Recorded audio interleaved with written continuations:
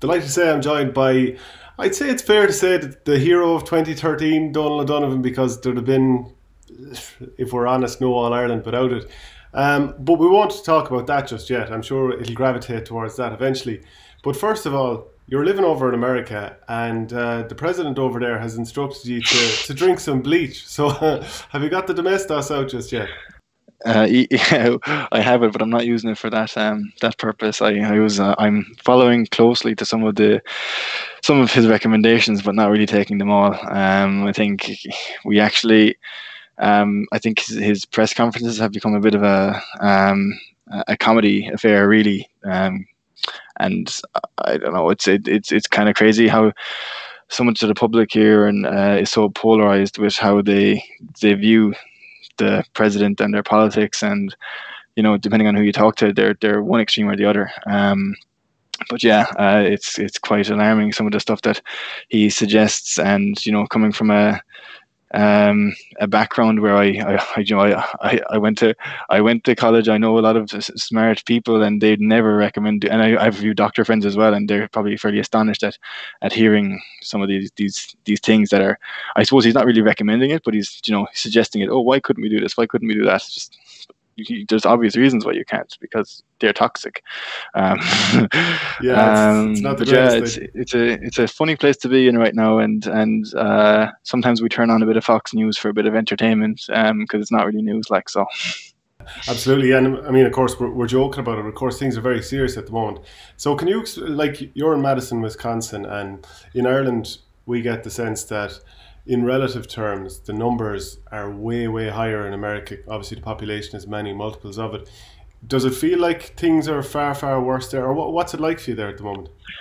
In Madison, I think I don't know, probably a little bit conservative. Things are okay. It's kind of it's a bit of a small town feel to it. It's probably the second biggest city in Wisconsin, Milwaukee being the biggest, and we're 2 hours away from Chicago. Chicago was somewhat badly hit with it, but I think most of the places that you're seeing issues are where it's densely populated. And one of the things that in America is, there's so much space here that it's actually easy to go out for a run and keep your social distancing and walk down the street and everything. So I think we're still able to do a lot of that stuff. And I suppose this coronavirus or COVID-19 doesn't really become, I feel it doesn't really become too real for people until you notice that, oh, there's a loved one affected, or a friend affected, or somebody that has encountered it. And I suppose we're only really looking at now some of the measures that are being put in place, and really, I suppose the streets are just a lot quieter. The shops are very strict with the social distancing and the cleanliness and everything like that. But life isn't. It doesn't seem as extreme, except for what we see in the news. Especially in Madison anyway, because I think people are fairly tuned in to the correct behaviors. You've moved your life over there. You've a wife and daughter in Madison, Wisconsin. Is it strange being away from home? Because I think most people's their first instinct is get home. But I mean, home is now there for you. But like, are you kind of Yeah. were you a little bit torn as this was all developing? To be honest, I wasn't thinking about going home, because this is home now. Albeit I am on a finite term, because you get a visa for a few years, and you have to look at, then do you renew it or not? What is the state of affairs with your work and everything? And it's my employer, who's an Irish employer, has sponsored the visa for this time. So basically, if they decide that the next project for me, or next opportunities for me are not in the US, we have to figure that out. But yeah, so I mean, we're happy over here. I think things are.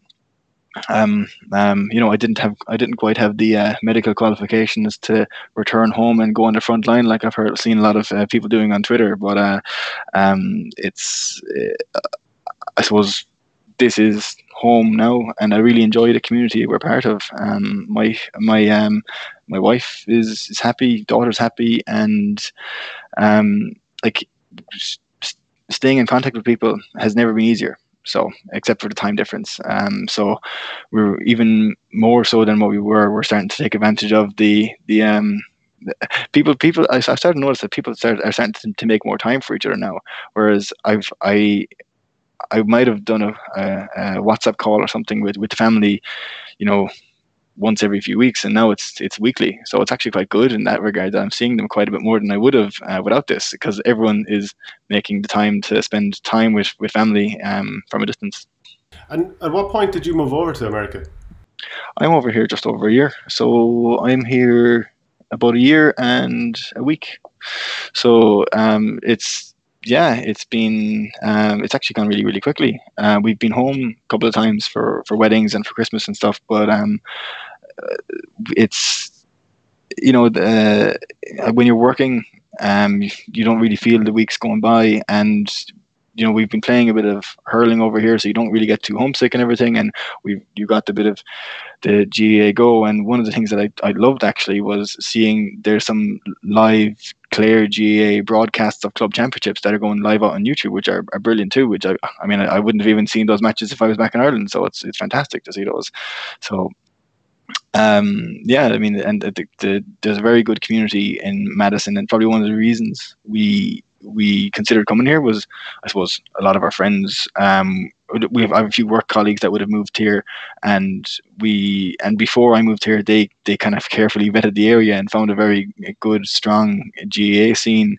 And I work with Kerry Group, and it just so happens that Kerry Group and Glanbia both have very large offices here, so we've quite a large Irish population of the 20 to 30 age group. So we've actually fairly well represented from an Irish perspective on the Madison GA team. And have you tried to assimilate into society over there, or is it just like you're describing there, a pocket of Irish just plonked into a different country? Well, it's funny. I suppose I don't like going to a place. I suppose when people go on holidays, what's the first thing to do? To find an Irish bar, and that really isn't me. And we've really tried to embrace more of the American culture as possible. And when you look at the people that you would hang out with normally, it's a mixture. It's probably 50-50 between US and Irish, because and that's probably what the GAA setup is like now. I mean, we do 2 hurling leagues throughout the year, and just in Madison, because we have so many people in the club, about just like 50 or 60 or something like that, and maybe only 25 or so are Irish, and or 20 maybe. And we do a winter league, because obviously you can't play hurling in the winter here. It's not like in Ireland where you can go out in the cold and play. There's feet of snow on the grass. You can't play here. So we play a winter league and a summer league, and it's half American, half Irish, and we go for a few beers afterwards, and host tournaments and everything. So it's a good community. I've actually played more football here than I have in Ireland. And would you have also tried to get into the American sports like the NFL, basketball, whatever it might be? I've started following it a bit, yeah. I was actually down in Miami for the Super Bowl, but that was just coincidental, because I needed to travel for work to a place near Tampa. So that was a nice experience to go down for. At least I couldn't afford a ticket, unfortunately. And just down the road from us is the Milwaukee Bucks, who were one of the top NBA teams prior to the postponement of the NBA season. So we went to a couple of games for the Bucks as well, which is we're kind of in I wouldn't know much about basketball, but I'm being told I'm seeing one of the greats in Giannis. It's it's nice to get into it. I had planned to go to another game when my brother and one of our friends were going to come over as well, and a couple of weeks ago, but that had to be put on ice as well. So a few, but that's no harm. That was social activity, would have been great to do, but I'm not going to cry over missing out on that opportunity when there's a lot worse things happening right now. So absolutely. But your man Janice and the unpronounceable surname, I wouldn't even make an attempt to pronounce that surname. Yeah, that's why I said the first name first. But just, would you have spoken with Americans who hadn't heard too much about hurling and tried to explain what it's like? And then I tried to imagine a situation: could they comprehend the fact that just a couple of years ago you played in front of 82,000 people. Have you ever had that situation where you're explaining that, or they sort of find out themselves?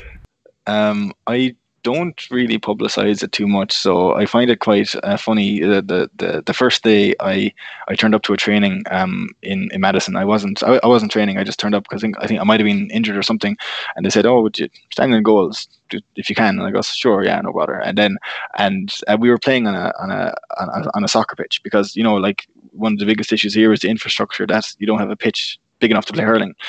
Um, so we were training on a soccer pitch, so we said we'd play a game, and then the goalkeeper the other side might have pucked the ball out, and they'd make it to halfway, and I said, okay, I'm not going to hit it as hard as I can because that would probably go further than the other goals, so I'll just hit it up to the full forward there. And when I did that on my first puck out, like the two fullbacks that were beside me kind of looked back and they're like, how did you do that? So then after telling them, oh yeah, I play hurling back in Ireland or whatever, and then one person usually tells another, and they're like, oh yeah, sure, played for Clare. I was like, I don't make a big deal out of it.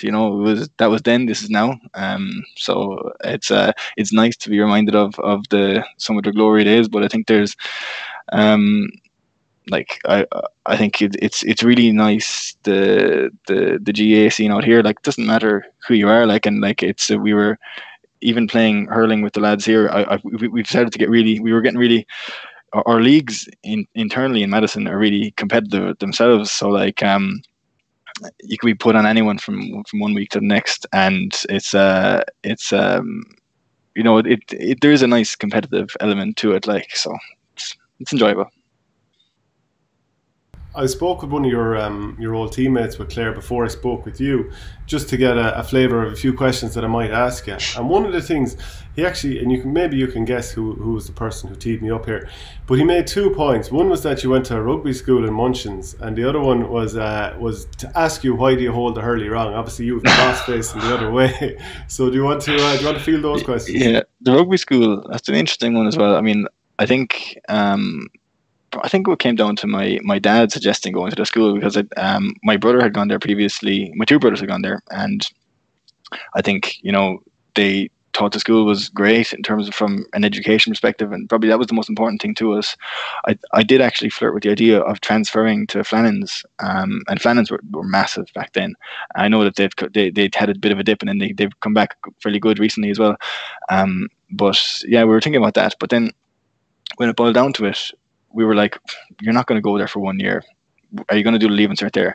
Yeah, you could, but it's grief to travel, either traveling up there every day, or living in digs or whatever, and trying to figure all that out. And I thought, like, listen, that's a real life decision based on hurling alone, and that wasn't for me. So I said, I will happily play my own bit of ball at home, and like, if you're good enough, it was with a view to, like, trying to make a Clare minor team, because like when you looked at Clare minor training back in the day, there was actually a divide between the Flannans and the non-Flannans, and probably like 60% of players were Flannans, and it was kind of crazy. And then I didn't even, I mean, I'm pretty terrible to know hurlers and footballers' names now, but back then I had the clue who those boys were, and they all seemed to know each other. So it was all with a view to like playing with Flannans, or playing with Clare, and I was like, do you know what? I like applied maths. They don't do applied maths in Flannans. That's an A missed already. So I was like, no, not for me. So I did try my hand at a bit of rugby back, but I probably was never going to be committing enough to do it. I was a little bit small at the time as well, so I wouldn't have had the physical presence on the rugby field too much, So. And scrum half was taken. So, for what was the other the question again? The hurley. Why do you hold the hurley the other way around, or as your former teammate suggested, why do you hold the hurley wrong? Because I know that I started off that way, and I had it bet out of me fairly quickly. And there's been a few that have tried to change me. I think who was it again? PJ Fitzpatrick, my first principal in Clonlara National School, and Eddie Horgan also tried to change me, and I think Donald Madden also, when he was my teacher and trainer in Munchins. But I don't think, and he was also the Clare minor trainer, I think. But I don't think he tried too hard. He kind of accepted it after a while. That, like, it's a bit late in the day to be trying to try and change it. And just on to clarify, I am able to rise the ball the other way. I just prefer this way. So why do I do it? I don't know. Doesn't it look ridiculous? I've seen videos and pictures. I think it looks like the most awkward thing ever. But listen, that's the way it is now. And hey,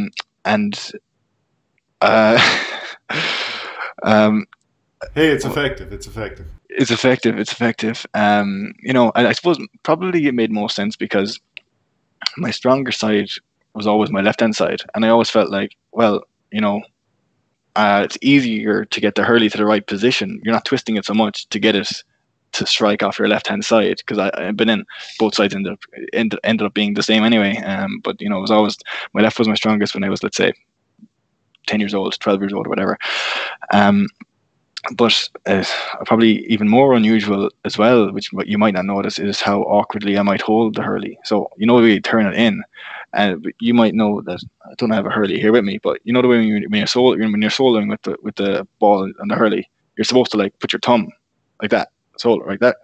Whereas I don't. I kind of like I actually kind of hold it like a shovel, like this, thumb down, and just like try. And it just looks ridiculous. That's an insult to a hurley. Yeah, so I actually hold a hurley like a shovel, and sometimes I have managed to dig a hole when I try to raise the ball. But sure, look, it worked out in the end. I've run over a few balls in my time, and I've tried not to blame that, even though everyone else would always tell me, "Oh, that's the reason. That's the reason."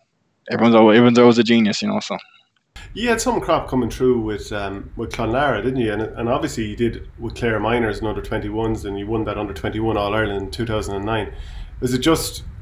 Is there any particular reason that so many lads came through at once, like yourself, John Conlon? I might be leaving someone else out, but your brother Cormac as well. Myself, I could try and list a few of the notables.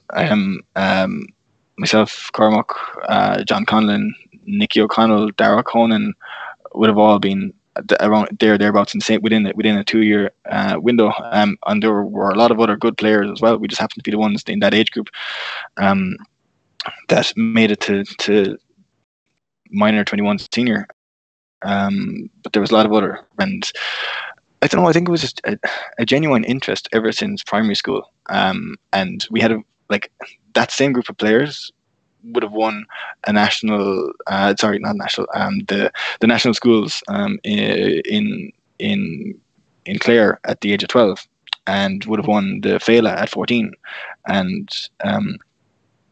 would have been involved in Clare minors, 21s, and seniors together. So I think we always, I suppose it's very like the traditional club scene where wherever you go, you had a hurley with you. Okay, I didn't bring it to bed, obviously, but when you were going into school, I was always getting dirty looks, because when I was trying to carry a gear bag and a hurley on down a narrow alley or narrow section of the bus, aisle of the bus, that's the word.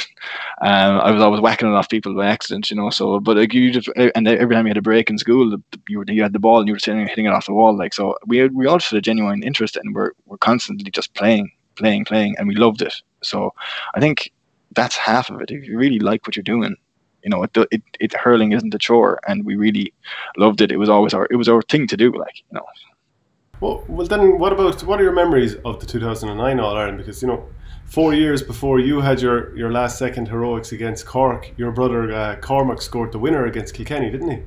Yeah, he did. Yeah, that was interesting times, and he let me know about that for a while, and I'd forgotten about it. Up until do you know what? I nearly scored a point in Croke Park that day. The first ball, I was like, Jesus, I'm off to a great start. I caught the ball at wing back and sold it up the field, put it wide, and then I was like, okay, well, do you know what? I'll get the next one, or maybe if you held the hurley properly.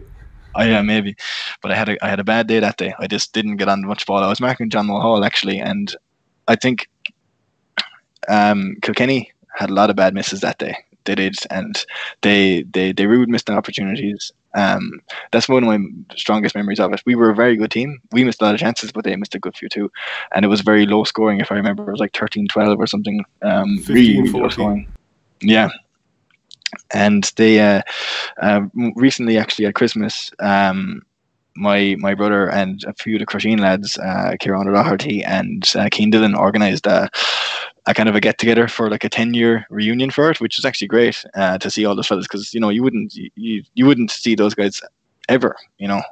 Some of them, a lot of people are traveling away, different work in different places, and not hurling anymore. Obviously, me included. You wouldn't see them too often, so it was actually really good to get back to home and spend the night out in Ennis with a few of the crew that you haven't had a drink with since 2009. So Cormac, of course, made sure to have the video playing up in the corner anyway. So that was an entertaining night. I believe then that afterwards you had a bit of you started benching each other. Is that right? Who told you that? Well, I mean, you still haven't guessed. Somebody plied me with information here. Who do you reckon it was? Yeah, we did, and I yeah, I'm going to say that that was let me say, probably young and immature, but then again, it was all a bit of fun. So yeah, I think it was like, I can't remember who encouraged it or why. I mean, we've done a good bit of picture of how it actually happened, because I just got a nod to it, but I haven't got the full idea of what it was. The picture was, so we spent the day probably, let's say, celebrating. This was the day after the All Ireland, and I'll use celebrating as a sort of a euphemism. And I think we were going to be going up on the to be presented to, like, in the square in Ennis, and to, like, the people of Clare, and I'm not sure, was it John Minogue or Sean Halloran or Sarah Lyons or Alan Dunn or whoever, but they basically decided that, lads, we need to bring you to the Temple Gate, get a bit of food into you, calm you down, because you're going to be going up in front of a bunch of people, and waving and saying, getting cheered on or whatever. So it's like, okay. And sure, like, that only, I mean, they still serve drink in this place. So, and then I think it was probably a mixture of maybe Colin Ryan or maybe Enda Barrett or maybe one of the Crusheen lads, I can't remember, but basically said, bench off, Ian Toohey. And I was like, I've never done this before. So we said, okay. I was like, we were both looked at each other a bit sheepishly, a bit reluctantly, and I said, okay, go on. So go on. Peer pressure gave in, and the contest ensued. So it was it was a bit of fun, and we'd done a good bit of gym work that year, so we managed to get a few benches in anyway. I wasn't going to let him fall on top of me anyway. So yeah. I believe that you're very competitive with each other, and there's talk of who could eat the most Weetabix at one stage. You were definitely talking to someone like John Conlon, I'd say. No, it wasn't John Conlon. Yeah, well, looking at my diet now, I think compared to my college diet, I suppose anyone to say that is fantastic. I get all the right, good meat and good vegetables and whatever. And college was like, the standard for breakfast was 9 Weetabix. If I was hungry, it would be 12. It was always came in treats, because that's just to fit into the bowl that way. And but yeah, it was very much, ham and cheese, white bread sandwiches nearly every day, and pasta and chicken every night, as if which is like, I have a few Italian friends and they say that's an absolute sin, but it's one of the most common GAA meals you'd ever get before the night before or the afternoon of a game. So how quickly then did you settle on the Clare senior team? Was it Sparrow who brought you on, or was it a different manager? I was in under Mike Mack first, but that was a bit mixed, to be honest, because which would have been my year in 2009. Yeah, 2009. And it was funny, like, I didn't know some fellas at all, and I should have known them. And maybe it's part of the whole, I kind of wouldn't know every player anyway, but maybe it's part of the whole thing where a hurler always wears a helmet, and you don't always know their face. And one of the things I remember most vividly is the first session, Tony Griffin coming up and just I'd be very shy, especially around these fellas, who have played in All Ireland finals and all this kind of stuff. And back then it was like Tony Griffin was there and Colin Lynch was there, and he was one of the first people. And Tony Griffin was one of the first people to come up and introduce himself and everything, which I thought was lovely, because it broke the ice a little bit. But you wouldn't have.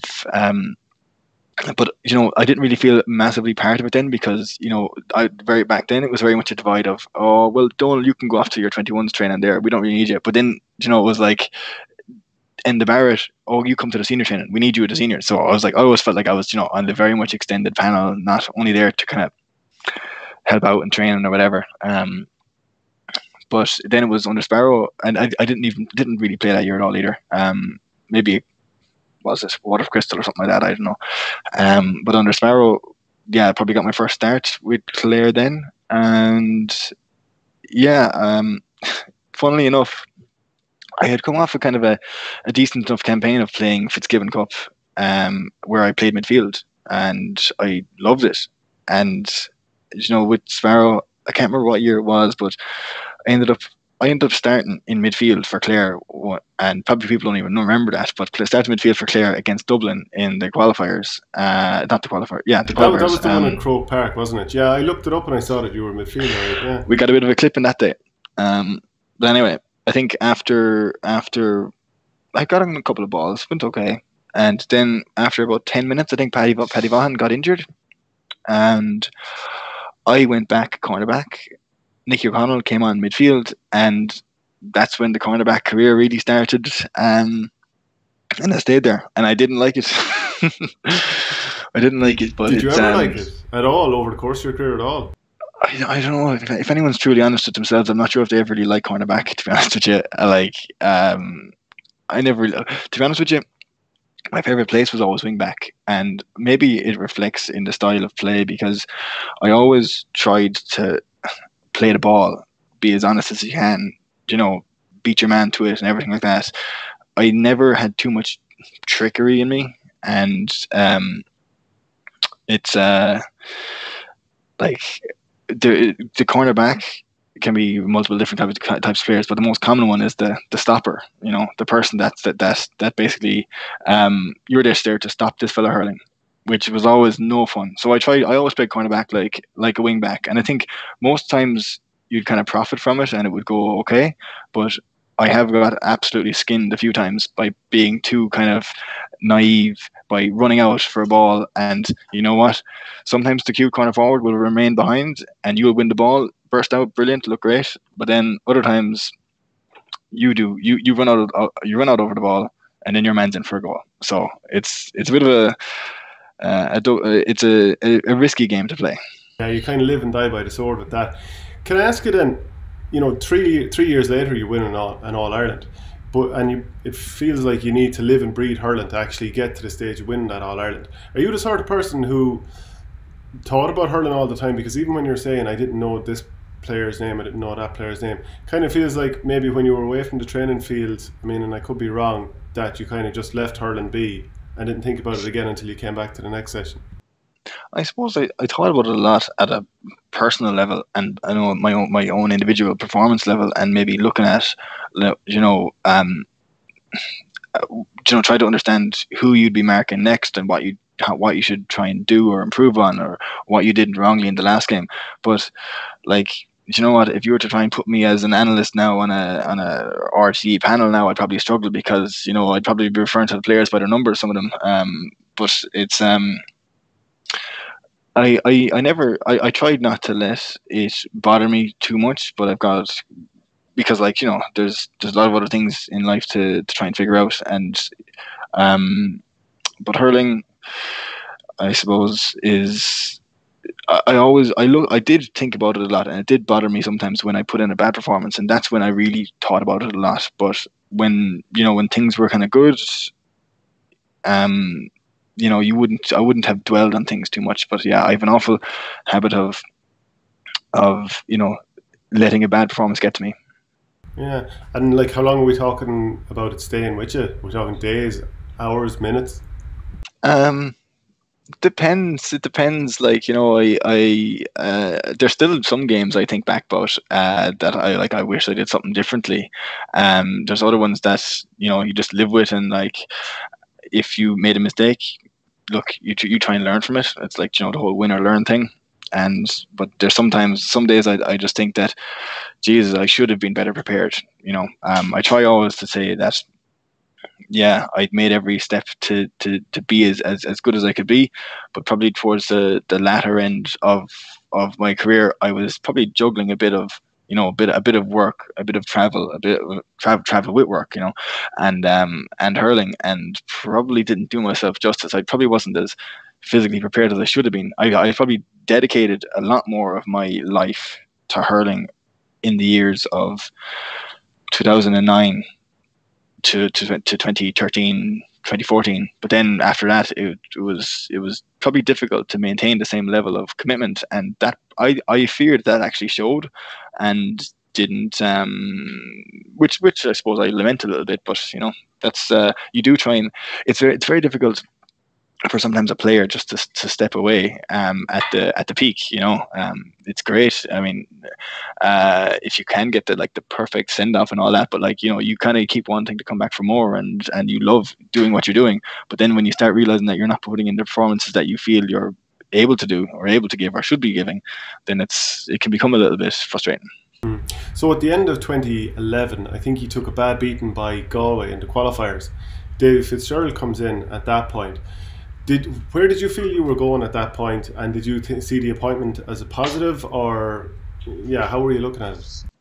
Again, this is another one that, like, I didn't know the man before then. The most interaction I'd have had with Davy Fitz back then was um, probably, I think I would have gone to one of his summer camps when I was 12, and I would have played against LIT in the Fitzgibbon, and that was about it. And then, do you know what? First time I met him, um, he and he talked to me. He was all, I mean, like, he'd be a bit of a kind of a, he'd be a bit quiet sometimes himself, but he broke the ice, and we were, he's the first time I met him, I think, was we had to go in and do a fitness test or a fitness assessment, and I was a little bit worried because that year I wasn't involved in that game against Galway at all. I actually ruptured a disc in my back that year. The previous year, that year with under Sparrow, and I don't know how I did it, but my last game for Clare that year was in the league final where we beat Limerick, and I played that with a ruptured disc, and which was terribly painful. I had to get somebody to pull my boots off for me after the game. We managed to win that game. Great. Oh no, sorry, we lost that game. And but didn't make a difference anyway because they changed the format of the league. So poor Limerick won the league and stayed where they were. But yeah, when I look back at meeting Davy that time, I had basically pretty much since that I had to go get injections in my back, cortisone injections in up in Santry, and was put on a rigorous rehab program, and it was tough for a while, but then we got back in, I think it was November, we went back doing fitness tests, and I was kind of like on the scale at the time, and or doing some exercise, and I think I was only wearing a pair of shorts at the time because I wanted to get the exact weight, and he came over and said, "You're not looking too bad for the time off you've had." So it broke the ice a little bit, and that was um I suppose, did I see it as a positive thing? Yeah, of course. I mean, like, his record was excellent with Waterford, and he was always been highly respected in my view. I didn't know the man, so I was going to give him every opportunity, and I'm kind of glad that he kind of reciprocated.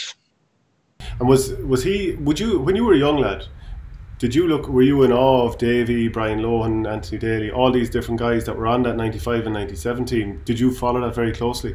Definitely, yeah. So they're the names I would have definitely known, the household names for sure. Probably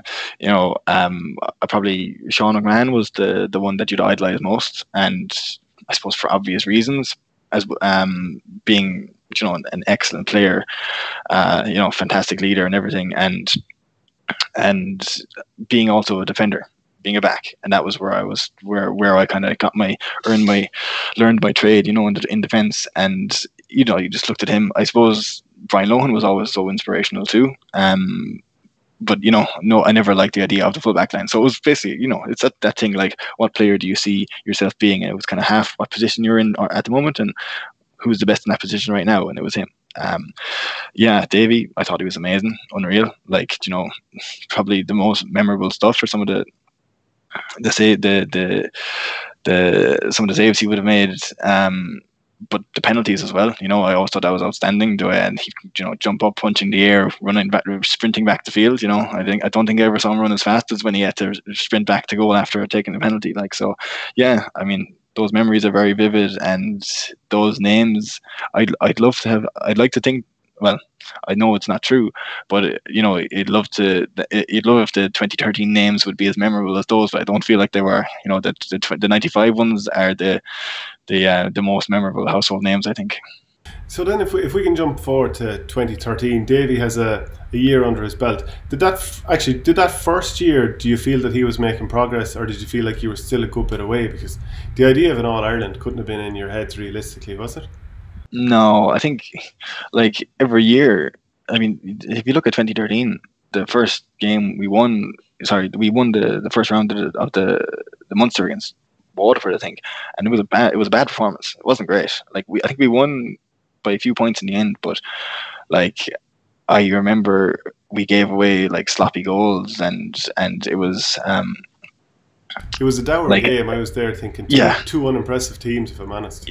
Yeah, it was. And I don't know, I think it was kind of nice that we got that little boost that, we haven't won a Munster in, I can't tell you how many years it was before we won a Munster match, but also we were kind of kept a bit grounded by the fact that that wasn't great, and we put in, I think, a relatively good league campaign, which is what we'd been doing for a few years. And I think we knew we had it in us, and we finally got the monkey off our back of that Munster game. And okay, albeit we lost to Cork in the following game, I think that we kind of knew that if we're beating Waterford, although it wasn't a great game, like they're a very good side too. So anybody can beat anybody on a given day, and I think that's what that championship showed. Like, Limerick had a ridiculous performance against Cork, and I would have been expecting Cork to win that Munster final that year, and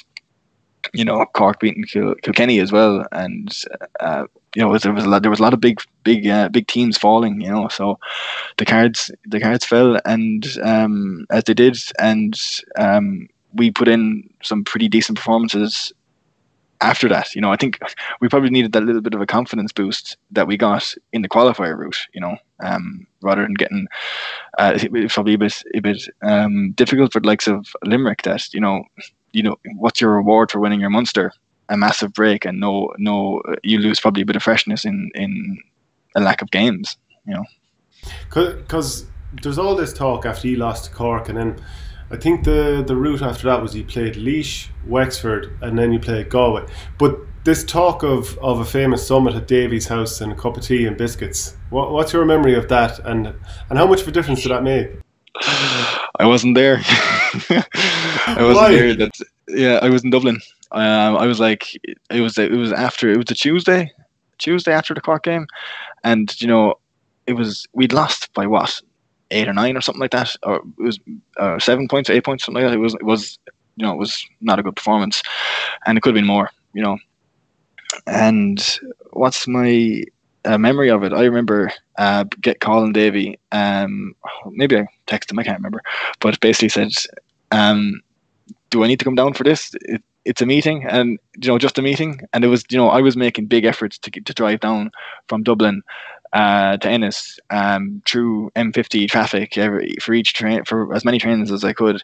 And in fairness to him, like, he was very reasonable in me missing certain sessions. I think he trusted me with being able to do my own bit of training myself. So he was like, "Listen, it's a meeting. He had a call with me, I think specifically to talk about the various points anyway. But I unfortunately missed out on his fine cuisine." And it wasn't the case then that when you showed up in training, a couple of days later that all of a sudden minds were focused and you were ready to win an All Ireland? Oh well, we definitely had a chip on our shoulder after that. I suppose this game, like, we had to do a post-mortem on it because that year I think we'd beaten Cork a few times and we were like, we know we can beat them. Why haven't, what happened? And to really like this and figure out what went wrong.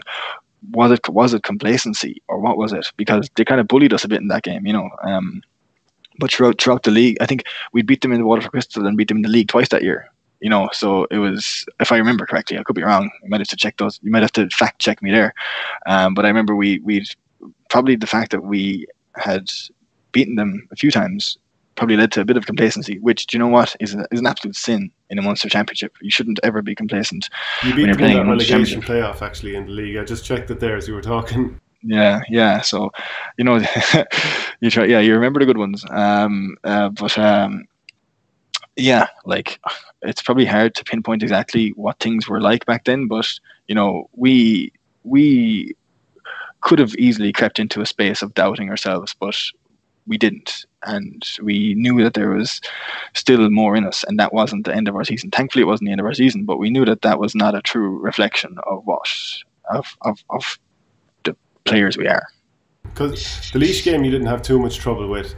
The Wexford game went to extra time in Thurles, and after watching that game, Wexford weren't an All-Ireland contender or anything like that. The idea of you winning All-Ireland seemed surprising. Then you meet Galway in an extra round who'd pushed Kilkenny to a replay the year before, and all of a sudden you were really impressive. Pat Donlan, I remember sweeping that day, and all of a sudden I was thinking, alright, Tipperary are after getting knocked out. Kilkenny, they went just before or just after that. So the road really opened up for you.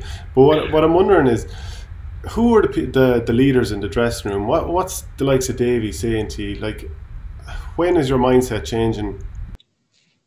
Probably the biggest leaders, like, was mixed between management and players, and clearly Davies, like, the natural leader there, and he's, I suppose you can be really inspired by how enthusiastic or almost manic he is in his approach, and you could tell just by in the dressing room or even by talking to him. He, like, I suppose my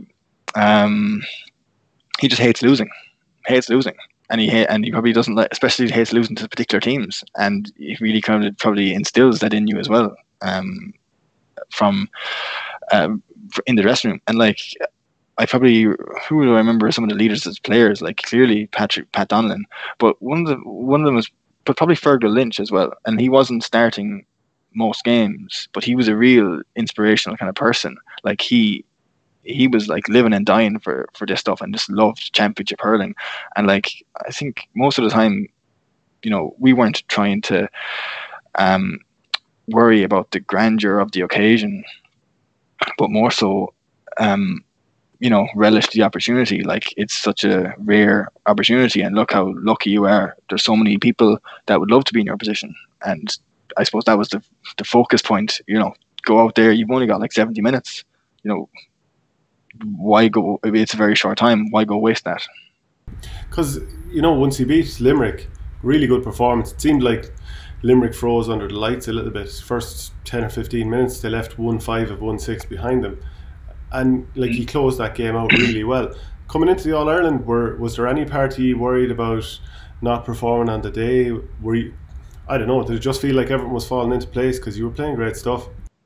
The Limerick game was massive for our confidence. And I remember training was different after that. Like, I think that we were, like, because against Galway, we won, and we were probably the better team, but we I suppose I'm probably thinking from a personal perspective. I didn't have a good day that day, and we were. But after the Limerick game, our first game in Croke Park, we got that monkey off our back. We hadn't played in Croke Park since that bad loss to Dublin a few years ago, a few years previous. So when we actually played in Croke Park and played well, I think, well, again, we probably got a little bit lucky with Limerick missing a few of those. but as from an overall performance, it was fairly,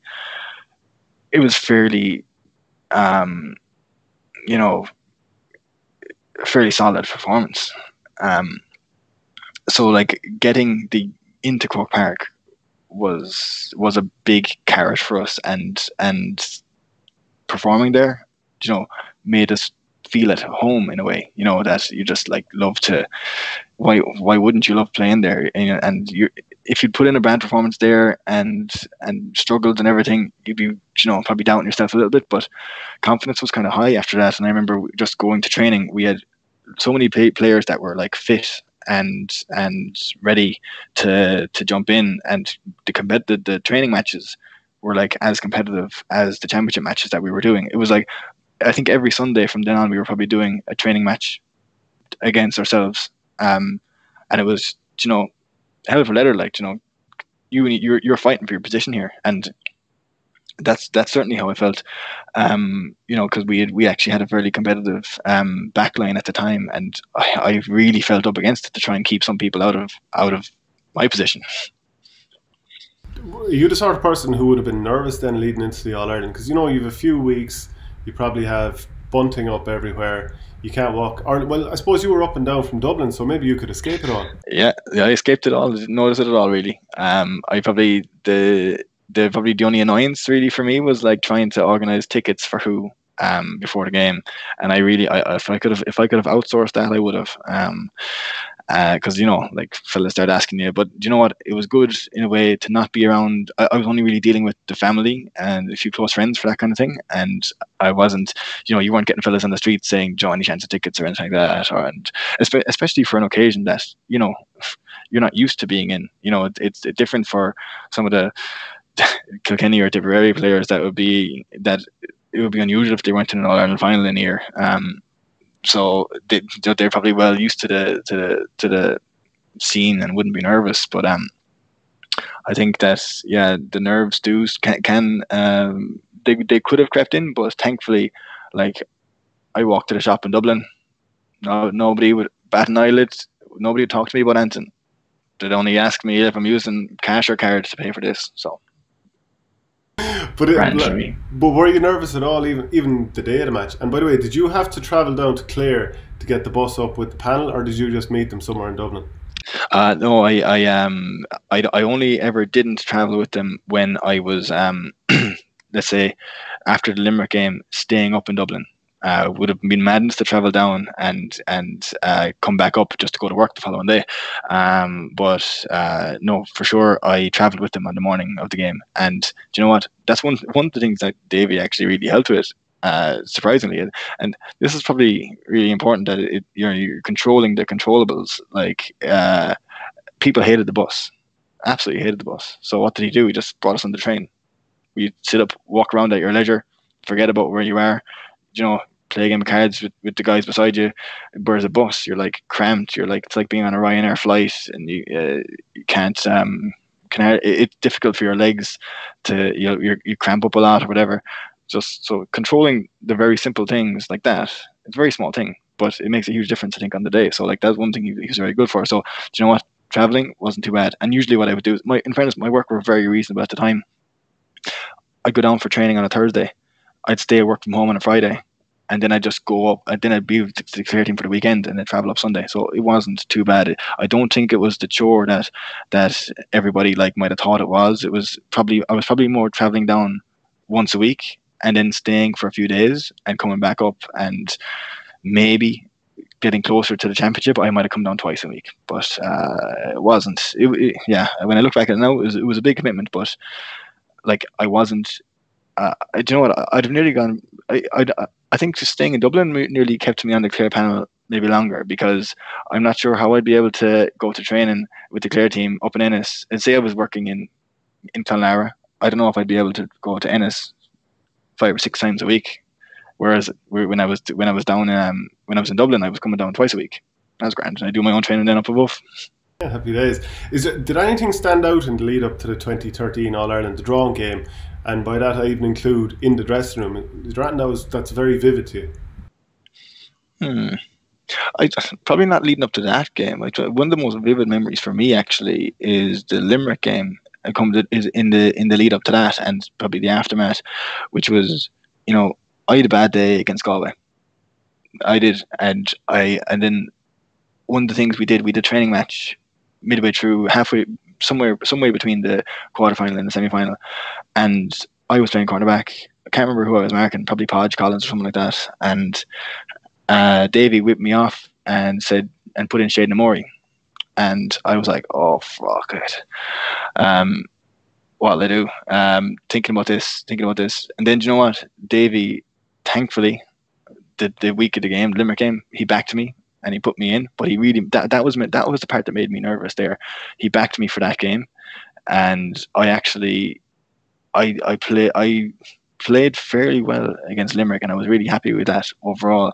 And after we made, I was actually kind of shaking a bit after the All Ireland semi final, because having played well, I kind of went, and Davey kind of came to me after. He would usually, when he goes into the dressing room, if he didn't catch you like on the pitch or whatever, he'd probably go around to you and give you a pat in the back or whatever. And then I went up to him and I just said, thank you.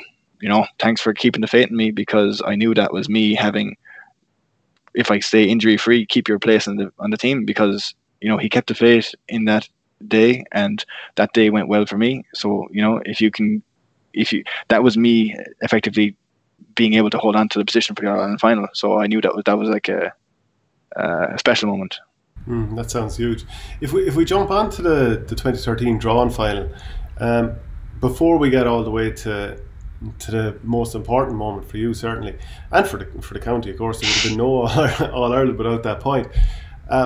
It was an unbelievably dramatic game, wasn't it? Like, do you remember what it was like being in that game? Were you breathless? Yeah, I was breathless after 5 minutes, because I remember in the first 5 or 6 minutes, I think I got the ball 5 times or something like that, and I was absolutely gassed.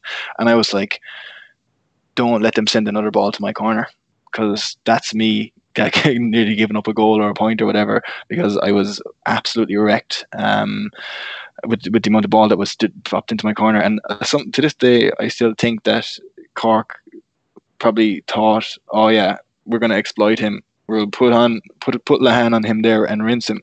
And to this day, I still think that, like, yeah, people sometimes thought, oh yeah, well, look at the full back line.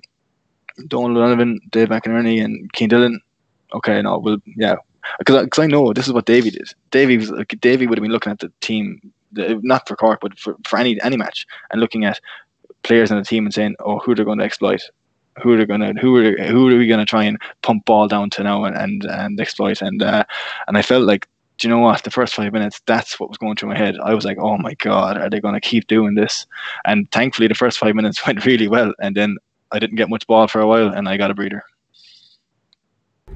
Anthony Nash's penalties and his 21s, like, the drama for us watching on was unbelievable. What was it like standing on the goal line as he's about to line up one of those pile drivers? Dangerous. Very dangerous. Did you actually feel that? Did you actually think, this hits me in the head, I'm gone? Like, no, but because, like, you know what? If it hits you in the head, I'm pretty sure you'd worst case scenario, you'd probably get a broken nose, because you have a helmet. But you know what? There's some shots, especially with how close he came in, with how fast he hits it, that you'd actually not be able to get your Hurley up to stop it. That if you took it to the neck, you're in trouble, or there could be worse areas too. But yeah, like, you won't it's very hard to get your Hurley in the right position so, like, basically, you saw that in the replay. We were like, okay, let's put 14 people on the line and hope it hits one of us, and it didn't work. So you knew that was literally putting your body on the line if you could, but we couldn't. Just roof of the net. We're not that tall. So if we jump on to late in the game, and Patrick Horgan controls the ball and somehow throws it over, and it looks like it's a beautiful winner. Now Cork have another chance. They work it into the corner. They go, probably a little bit naively, go to knock the sideline over the bar, ends up going wide, so that gives a chance to get the puck out going again. But when you saw Patrick Horgan knocking it over the bar, did your heart sink, or were you aware of the clock? Yeah, I was aware of the clock, and I thought we were in trouble. And one of the things that I think is pretty amazing was like, the game was nearly up, and then I think Cathal Naughton got the ball, and he's lightning, like he's very quick, and I was like astonished that Patrick Donnellan managed to keep up with him, and I wouldn't have thought he was that fast, but obviously he was, and especially after playing a full game, because Cathal Naughton came on as a sub, and managed to get up with him and flick the ball after Hurley, and I was like, that was huge, like that's work, that's unreal.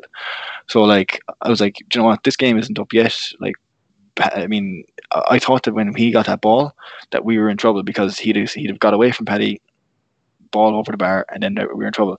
But Paddy gave us a fighting chance there, and oh no, he didn't. Yeah, he flicked the ball off Hurley, I remember, and I was just thinking that he's not giving up yet, and you know what, he was that was really inspirational, I thought, and probably goes unnoticed a bit, how much he worked to make sure that we could try and turn over that ball. I know that didn't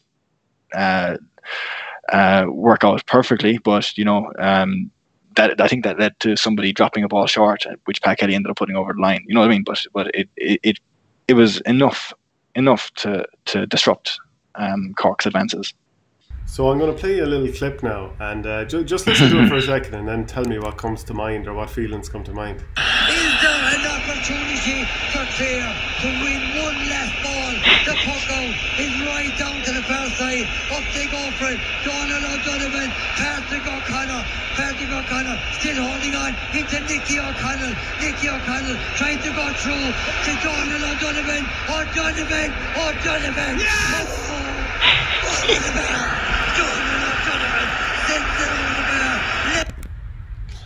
Yeah, I started giggling there when I think it was Niall Gilligan I heard roaring there, but that's Clare FM and Sil O'Connor. So yeah, that's like, in fairness, he does unreal coverage, and like he was the person I was probably one of the things that springs to mind is like, listening to him when I could have, so taking a little segue away from the All Ireland final, when I had to travel for work, I managed to get Wi-Fi on a plane one time when I was going to India, and it was Clare were playing Waterford, I think, in the Munster Championship, and I just managed to tune into him, and he was the one that was giving me all the updates, I think, on Clare FM, which was fantastic. But yeah, what do I think about that? I don't know. It seems a bit unreal sometimes. Why Patrick Kelly aimed for me for the puck out is the first thing. Because that's where it landed. Probably a few better candidates than that, but it was really, I suppose, a bit extraordinary, and I don't know. You'd love to relive it, but you can't. But it's I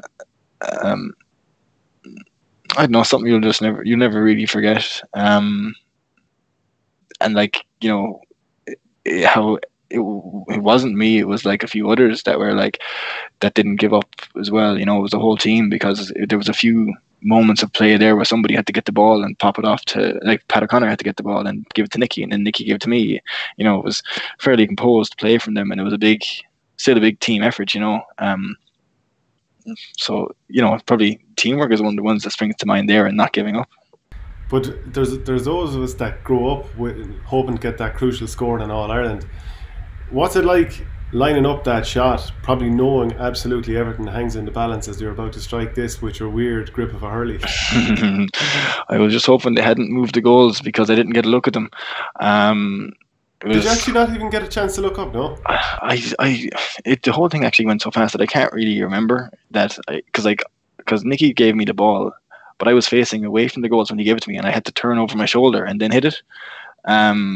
So it was just happened so quickly that I don't really remember exactly the moves or the looks or whatever, but yeah, I'm, I suppose, very fortunate that I don't think Clare were fortunate that it was me, but I was very fortunate that I managed to do it, because it's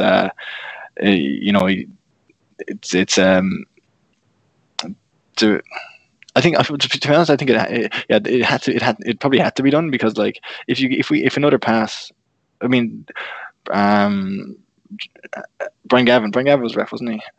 He would let things go, play a little bit, but if we passed the ball in and then it didn't go directly to somebody's hand, it was a game over. So, or if it was, because like the typical thing, they allow to kind of play in early, and if it got intercepted, that's the game. Or so I thought the percentage chances, although they were low, probably the highest were probably with me hitting the shot because I didn't have time to look for a pass. The goals don't move, but the players do, and I'd have to look around to see if I can find the right player. So the goals won't move. Try and hit them. I'd say you must have been the most famous player in the country for a few days anyway. And what was it like in the dressing room when you went in afterwards? Was everyone just patting you on the back? Yeah, I suppose what I remember mostly is just being exhausted after the game and just lying down, and Bugler came over and Pat O'Connor came over to me. I think Bugler was the most thankful. I think he kind of blamed himself because he was marking Patrick Corrigan, but like in fairness, it's very difficult. You should not be blaming yourself for like conceding a score like that to Patrick Corrigan, because like he hit it at such a kind of a short grip that and kind of on the run away from the goal that like a defender did everything they could to try and stop. And that's sometimes all you can do without giving away a free. If you gave away a free, it was a certain point, whereas what Bugler did, he did as much as he could do to prevent the score. But what was it like after it? I suppose I was just a little bit shocked. Well, players were coming up to me and everything. So it was a unbelievable experience, and probably I remember ringing my girlfriend at the time, now wife, and just I was kind of shaking on the phone to her when I was in the there's beside the dressing room, there's this little warm up area. So I was inside there on my own. So it was kind of nice to get a bit of respite, just sitting in there on my own, talking away to her, and just couldn't believe what had just unfolded. Did you feel that you were going to win that replay? I think we did. I think we were really. I mean, since just like after the Limerick game, I think we felt really confident because we know we put in a good performance. Yeah, we maybe felt like we might have left it behind us, but the performance was really good, and we felt. I mean, everybody was fit. Everybody was really sharp. Like the trainings were so sharp, it was ridiculous. Everybody was so tuned in that I felt like, this is doable. I guess what would be the biggest challenge was like, what's the next game plan? Because Cork, whatever way we played this day,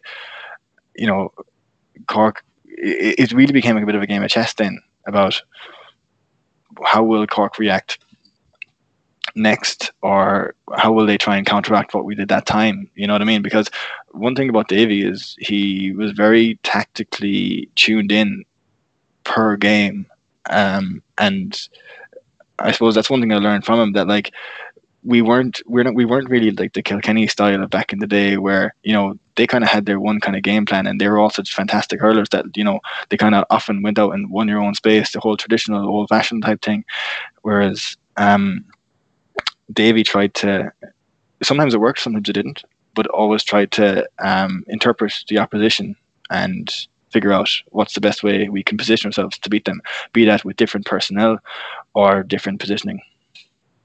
Would you have seen that performance from Shane O'Donnell coming? Yeah, I've marked him a few times in training. I didn't like it.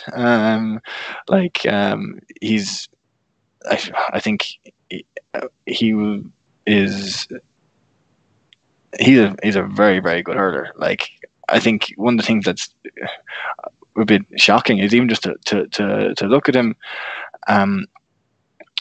He always manages. He's such a kind of tough character that he does so much tough work that like probably doesn't get enough recognition for, and he wins so much ball that like that day was almost not a reflection of the player he is. He got on the end of a load of goals, you know what I mean? And which was brilliant. Obviously you need finishers, but the player he turned out to be is nearly even better. Like that he's become such a kind of a vital ball winner, even though he's not that big of a guy, but he wins so much ball and creates so many scores for those around him. And he's really, really selfless. So like, and it's obvious in the way he plays.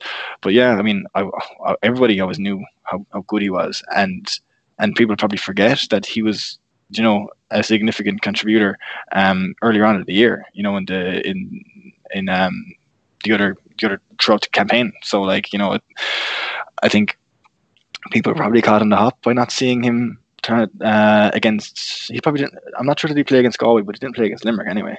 I have a feeling that he feature against maybe either Laois or no, maybe even Waterford and maybe Wexford. Someone else I'm sure will know straight away.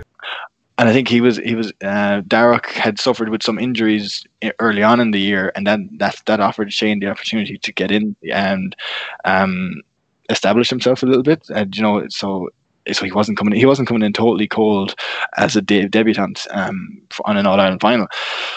But yeah, I mean, we all knew how good he was, and I think he's probably the one that was so, how would I put it? He probably wasn't even tuned in to the potential of starting, but I think we all had a fair idea because we were doing training matches for a couple of weeks, or definitely a week before the match, or on final, and he was he was lined out on the team that had all the other starters. So we had a fair idea. I'm surprised he didn't know. Maybe he's lying, but he didn't. He says he didn't know, but. We can always wonder. Yeah, not very perceptive for a lad who goes to Harvard. Can I ask you, did you is there anything from the game in particular that stands out to you, other than the fact obviously you won the game and amazing celebrations, but in the middle of the game, that didn't stand out to you? I didn't do a whole pile in that game. I got burned early on for 2 points in the game, I think. But yeah, it was. I think just some of the performances of some of the players that were out there, Conor Ryan was excellent, and so was Paddy Donlan. It's probably Paddy Donlan was up and down the field doing so much. I remember he was up, and I think he might have given the pass to Shane O'Donnell for one of the goals, and late on in the game, I remember him getting a very kind of crucial hook on. Can't remember who the Cork was. Tom Kenny. He was just seeing him how kind of fired up he was throughout, and obviously then I mean I love, but probably being a defender, I really appreciate and love kind of the hard work that you see. That probably impresses me more. Obviously there's the skillful elements of the likes of Conor McGrath or Tony Kelly or whatever, and obviously they made fantastic contributions from a scoring perspective, but some of the hard work that some others put in is can't go unnoticed, really. Cork wouldn't go away though. You were in the ascendancy and you'd got a nice few points ahead, but they just kept coming back. At what point did you know you had it won? When Shane O'Morey got the ball in his hand. I know I gave my man a goal. We were 6 points up, and I gave my man a goal by not being tight enough on him, and it late enough in the game, and so they got a free. I can't remember who dragged on who, but they got a free, and what was it? Then whatever way the ball broke, Shane O'Morey ended up with it in his hands, and I was like, oh, here we go, fresh legs. He'll get away from somebody. In fairness, Pat Horgan very nearly caught him, but I was like, okay, he's just going to keep running, and the clock is nearly down, and he hit it up to Darragh, and I suppose when Shane got it, I felt a sense of comfort. When Darragh got it, I felt more comfortable. When I saw he was going for a goal, I felt less comfortable. But then it worked out, and I think Darragh wanted to kind of prove a point too at the same time of he wanted to be playing. Absolutely. And when the final whistle went, then what was it like? I suppose it's probably the same response you'd get from any person that's won the All-Ireland for the first time. I guess that sense of relief, that sense of satisfaction that the hard work you've done has paid off, and it's nice when you can get that. It's probably more devastating for all the people that have committed so much but don't and get so close. by comparison to those that win. Like, it's great to get your reward for so much of the effort you've done throughout the year, and you've really kind of achieved what you set out to do, even though probably wasn't in our initial goals at the start of the year. So yeah, it's that ultimate satisfaction of your efforts being recognized, and achieving something that not many get to do. I suppose there is an All Ireland every year, but with especially with how short some people's careers can now be in the GAA, like, you rarely see people or players, unless they're machines, like lasting out a career into their 30s.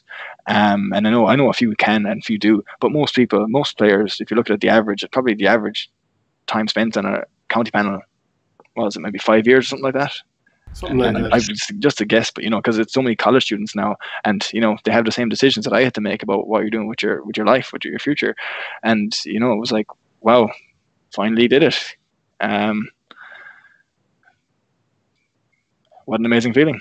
I presume it had a huge impact on everyone around you, your family, friends, everyone from your hometown. Yeah, I suppose it did. Like, I could tell you I had quite a few WhatsApp messages after it anyway. Well, probably more after the first day, but it was like in Clonlara, where there were a few of us on the panel anyway. Like, it was me, John, Darroch, Nicky, Cathal O'Connell, and Colin Galvin. So it was 6 of us, I think. So there was, I think it was a big thing for Clonlara as a whole because of the significant representation from our club. But then again, there wasn't so much special about you in the club because there was 5 other fellas in the club that had done it before, so done it with you. So no, I'm joking. Like, it was really special, but like, club is everything really, and I did really. I mean, it was I got fairly emotional when I left Clonlara. I know I probably hadn't been contributing much in Clonlara in the past few years because of my life had become a bit more established up in Dublin, and I was only getting down for the odd match or training. But then, leaving a year ago, I found it tough to do my final game before moving to the US. But yeah, I mean, it's like it's at least it's something that that you'll never have taken away from you anyway. Having the All Ireland. Did you think that was your final game for Clonlara that time last year when you played?